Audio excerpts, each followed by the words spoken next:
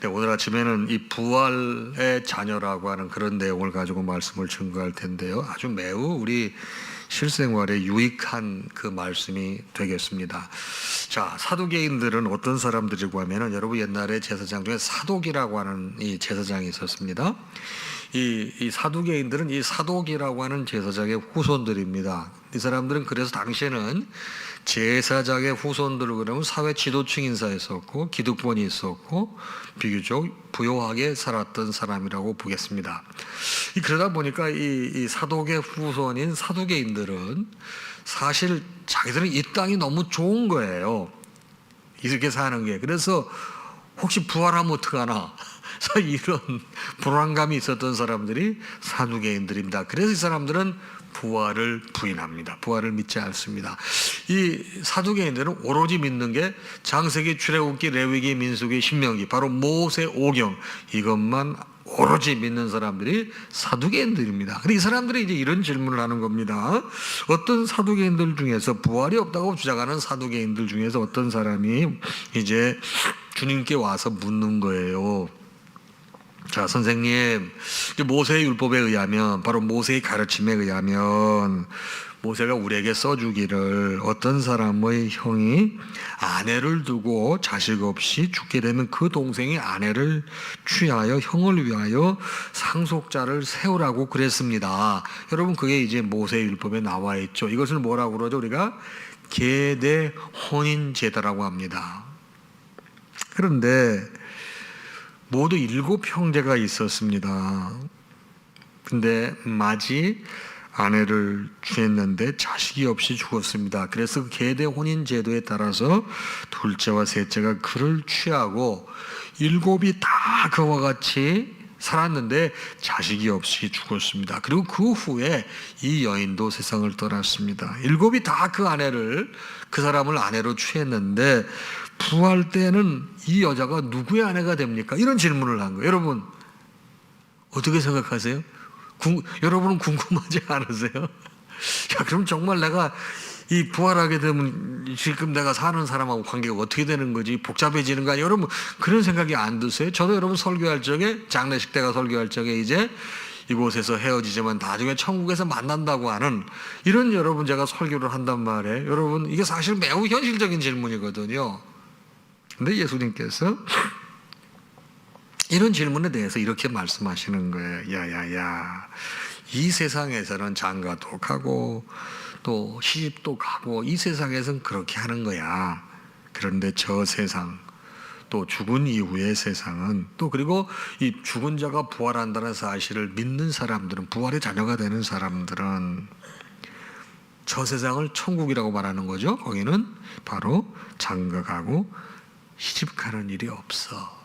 거기는 여기하고 완전히 달라. 그들은 다시 죽을 수가 없기에 어떤 면에서 보게 되면 천사와 동등이고 부활의 자녀이기 때문에 하나님의 자녀야.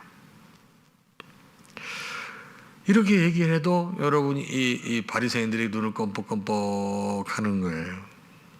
예수님께서 드디어 그 사람들의 핵심을 치는 거예요. 핵심이 뭐냐? 여러분 이 사람들은 모세오경을 믿는다고 말씀드렸잖아요. 창세기, 출애굽기, 레위기, 민수기, 신명기, 성경의 앞에 있는 5권을 믿는데 거기에 보게 되면 여러분 출애굽기 3장에 보게 되면 어떤 내용이 나오는 거냐면 여러분 모세가 미디안 광야에서 여러분 그 목동일을 하다가 떨기나무가 타고 가시떨기가 타고 있는데 그게 불이 붙었는데 타지 않는 걸 봐요. 혹시 기억나십니까? 여러분 그게 출애굽기 3장인데 거기서 하나님께서 나타나셔서 모세에게 뭐라고 말씀하시는 거냐면 이게 출애굽기 3장 6절입니다. 뭐라고 말씀하시는 거냐면 나는 내 조상의 하나님이 아브라함의 하나님, 이삭의 하나님, 야곱의 하나님이라. 이 얘기를 듣고 모세가 놀라가지고 엎드리죠. 안절부절하는 거예요. 자, 하나님께서 모세에게 나타나서 하시는 말씀, 나는 아브라함의 하나님이요 이삭의 하나님이요 야곱의 하나님이라고 말씀하셨단 말이에요. 이게 무슨 말이에요? 아브라함, 이삭, 야곱 옛날에 다 죽었잖아요. 근데 죽은 사람의 하나님이야. 또 동시에 살아있는 사람의 하나님이야. 이렇게 말씀하시면서 하나님은 죽은 자의 하나님이 아니요 살아있는 자의 하나님이다. 자, 그러면 여러분, 아브라함, 이삭, 야곱은 죽었는데 이게 죽은 사람입니까? 살은 사람입니까? 자, 여기에 우리 신앙적인 중요한 이 해석이 필요합니다. 여러분, 이 사람들 육적으로는 다 죽은 사람이에요. 영적으로는 어떻게 된 거죠? 다 살아있는 사람이에요. 하나님의 자녀요, 부활을 믿는 사람들에게 있어서는 죽은 자가 죽은 자가 아니고 잠자는 자에 불과한 것입니다. 사두개인들이 가장 지금 여러분 믿지 않는 게 부활이니까 부활의 개념을 주님께서 확실하게 설명해 주시는 거예요. 자, 그러면 오늘 아침 이 부활의 자녀, 살아계신 하나님께서 여러분과 저에게 주는 메시지는 무엇일까요? 여러분, 세상 사람들은 어떤 제도를 바라볼 때 여러분 그 제도의 출발점을 보는데 매우 인색합니다. 자, 여러분, 계대 혼인 제도는 사랑에서 출발한다는 사실을 잊어서는 안 돼요.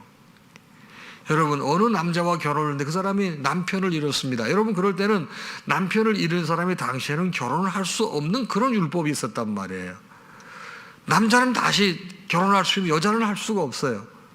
여러분, 그 여인이 얼마나 여러분 안타깝습니까? 그래서 사랑의 마음으로 만약에 형의 아내가 형과 사별하게 될 때는 동생이 형수와 살 수 있다고 계대 혼인 제도의 정신을 설명합니다. 이것은 사랑으로 출발한 거라는 거예요. 그런데 많은 사람들이 이 성경에뿐만 아니라 우리 사회에 있는 모든 여러분 그 법에 대해서도 법의 취지라고 하는 건 여러분 누구를 옥죄고 누구를 힘들게 하고 뭘 얽매 이런 게 아니에요. 여러분, 모세의 모든 율법도 우리를 갖다 불편하게 하고 힘들게 하고 어렵게 하려고 한 게 아니에요. 그래서 하나님, 우리 예수님께서 내가 율법을 폐하러 온 줄을 생각하느냐, 그게 아니야. 율법을 완성하러 오셨다고 했습니다. 이게 무슨 말입니까? 그럼 모든 제도의 목적은, 근본 출발점은 여러분 선한 의도가 있다는 겁니다. 그런데 사두개인들은 이걸 어떻게 하죠? 꽈배기처럼 베베 꽈가지고 극단적인 예를 들어서 예수님을 시험하는 거예요. 자, 여러분과 제가 이 땅에 살면서 성경에 나와 있는 말씀을 해석하고 이걸 적용하는 방법을 잘 생각해 보자 이 말이에요. 자, 안식일을 거룩하게 지키라고 그랬어요. 안식일을 거룩하게 지키라고 하는 건 뭡니까? 여러분과 저로 하여금 하나님이 내 삶의 주인이 되시고 우리가 하나님을 규칙적으로 만나 예배해서 하나님의 영광을 돌리게 하심이 하나님의 근본적인 목적이에요. 그렇죠? 그래서 안식일에 오로지 안식일을 거룩하게 지키기 위해서 일하지 말아라. 여러분, 안식일을 거룩하게 지켜야 되는데 일을 하게 되면 여러분 일이 일을 부르는 거 아시죠? 그러면 여러분, 안식일을 거룩하게 지켜야 되는데 일을 하거나 어떤 걸 하게 되면 여러분 하나님께 대한 나의 관심과 우선순위가 여러분 왜곡이 되고 그 정신이 온전히 살려지지 않는 거예요. 이해하시겠습니까? 그래, 많은 사람들은 안식일을 거룩히 지키는 그 목적보다는 일을 하면 안 돼, 여기에 포커스를 두는 거예요. 여러분과 제가 하나님 앞에 신앙생활할 때 어떤 율법이든지 어떤 말씀이 주어질 때 그 정신, 여러분, 하나님의 모든 말씀의 가장 근저에는 뭐가 깔려 있습니까? 여러분과 저에게 영원한 생명을 주시기 원하시는 구원의 이야기가 신약이건 구약이건 모든 게 다 들어있어요. 여러분과 저를 구원하시기 위한 이 놀라운 구원의 얘기가 성경인데 그 구원의 또 근본적인 정신은 뭡니까? 하나님의 사랑이신 거예요. 그래서 여러분, 복음은 살리는 거지 죽이는 게 아닌 거예요. 이 부분을 우리가 절대 잊어서는 안 됩니다. 여러분, 제가 어제 우리 교단의 원로 목사님에게 전화 한 통을 받은 거예요. 근데 아주 급하게 뭐를 하는데 이게 손에 물도 묻고 그래가지고 급하게 뭐를 하는데 전화가 왔는데 안 받을 수가 없는 분이야. 어르신이라 물도 묻다가 이렇게 하고 전화를 받았어요. 여러분, 저는 한 가지 좋은 점이 여기 이제 보청기를 하고 있어가지고 소리가 일로 들어와요. 그래서 이렇게 전화기를 이렇게 안 들어도 괜찮아요. 한 가지 좋은 건 그게 한 가지 좋습니다. 여러분, 요즘 아이팟이라고 다 하고 다니잖아요. 저는 이미 그걸 쓰고 있는 사람이야. 근데 했는데 그 목사님이 신감독, 내가 너무 고마워서 전화를 했어. 그래서 아니, 제가 뭘 목사님께 고마운 일을 했네. 내가 보니까 신감독은 사람을 살리는데 앞장서는 사람 같아. 그래서 이제 그게 무슨 말씀이신가요? 그래서 지난번 우리 총회 실행위원회 때 목사님 두 분에 대해서 복권 결의를 했거든요. 복권 결의. 근데 그게 이제 소문이 쭉 퍼진 것 같아요. 저한테 하는 말씀이, 그래, 복음은 살리는 거야. 그게 주님께서 원하시는 거야. 그래, 참 그 위로가 되더라고요. 그 목사님 말씀이. 여러분, 저는 다시 한번 이 하나님의 이 극진하신 사랑. 여러분, 이 계례 혼인 제도도 근본적인 게 뭐예요? 사랑이잖아요. 그렇죠? 여러분, 우리가 하나님 말씀을 보고 이걸 적용할 때, 해석할 때, 여러분, 저는 여러분들 그런 마스터 키가 있기를 바라요. 여러분, 그런 마스터 키가 있기만 하면, 여러분, 말씀을 조금 잘못 해석해도 조금 모른다 하더라도 여러분, 우리가 그렇게 크게 문제가 되지 않습니다. 그 말씀이 뭐가 이런 게 조금만 한 구절 이런 게 뭐가 그렇게 중요합니까? 물론 하나님 말씀은 1.1핵이라도 이런 변개치 않고 너무 중요한 건 알지만은 여러분, 나무와 숲을 같이 볼 수 있는 마음이 있어야 된다는 거예요. 하나님 말씀은 여러분과 저를 살리는 거예요. 여러분과 저게 구원의 백성 되기 위해서 그 사랑을 베푸신, 글로 베풀어 놓으신 게 성경이에요. 그리고 그 밑에는 사랑이 있는 것입니다. 근데 사두개인들은, 자기들 기득권을 지키기 원하는 사람들은 하나님의 말씀을, 율법을 이런 식으로 해석하고 이런 식으로 적용하는 거예요. 근데 주님께서는 그들에게 완전히 새로운 대답을 하시는 거예요. 왜? 사두개인들은 부활을 믿지 않으니까 부활 세계는 어떻게 되는가? 여러분, 이 세상의 시스템과 이 세상의 경험과 지식과 전혀 관계없는 곳이라는 것입니다. 그렇습니다. 여러분, 이 땅에서는 결혼도 하고 장가도 가고 뭐 시집도 가지만 여러분, 천국엔 그런 시스템 자체가 없어요. 그게 필요치 않습니다. 왜?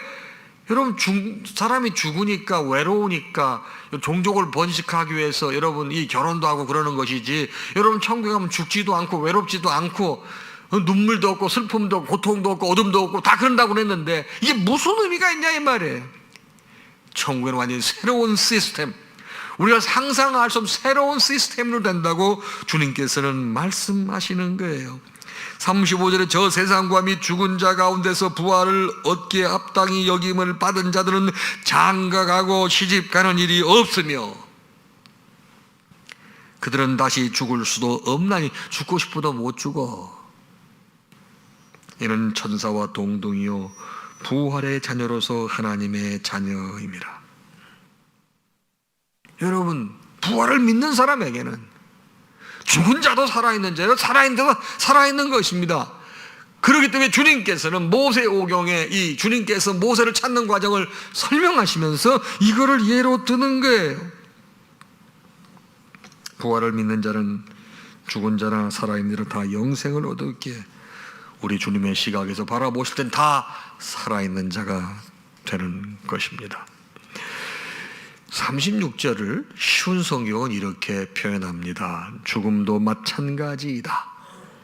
너희야 잘 믿어지지 않겠지만 그들에게는 더 나은 관심사가 있다. 어떤 사람들이죠? 부활한 사람들. 그때는 하나님과 최고의 기쁨과 친밀감을 나눌 것이다. 여러분, 저 천국 백성이 되게 되면 이 땅에서 누리는 모든 쾌락과 즐거움과 행복감과 견줄 수 없는 어마어마한 게 있다고 주님께서는 직접 말씀하셨습니다. 사랑하는 성도 여러분, 우리는 그래서 오직 예수, 오직 예배, 오직 천국 신앙으로 사는 것입니다. 여러분, 이 땅의 삶이 고달프고 힘들어도 주님 물이 부르실 때, 이 땅에 육신의 장막이 무너져 주님 품에 가게 될 때 모든 게 새롭게 되는 것입니다. 사랑하는 성도 여러분, 우리는 그곳을 본향이라고 합니다. 그곳을 향해 가는 것입니다. 여러분, 이제 우리 지금 사순절을 지내고 4월 첫 주부터 이제 고난주간이 시작이 되지 않습니까? 왜 우리가 부활절을 그렇게 소중히 여깁니까? 여러분, 성탄절도 중요합니다. 그런데 못지않게 부활절도 중요합니다. 왜요? 영원한 생명이 보장된 것이 바로 이 부활하신 예수 그리스도께서 죽음, 사망과 권세를 이기고 부활하셔서 그분이 부활의 첫 열매가 되셨기 때문에 우리도 부활한다는 거예요. 여러분, 영안이 열리시길 바랍니다. 영적으로 마음이 열리시기를 바랍니다. 여러분, 저 천국에 대한 소망이 따뜻해지시기를 주님의 이름으로 축복합니다. 오늘 하루도 주의 평강과 은혜가 여러분과 함께 하실 주님의 이름으로 축복합니다. 찬양하겠습니다.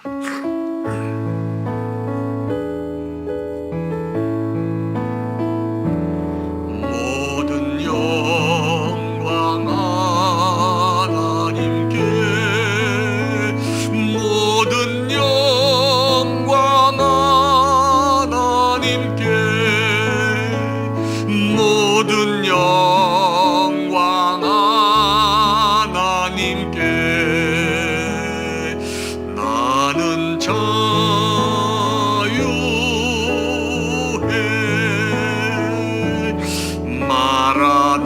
마라나타 주 오신다. 마라나타 주 오신다. 마라나타 주 오신다. 나는 자유해.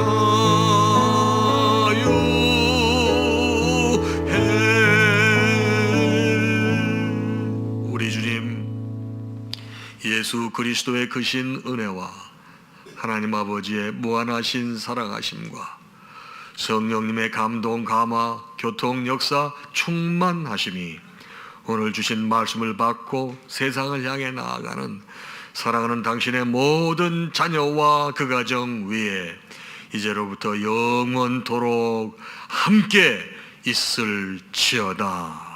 아멘.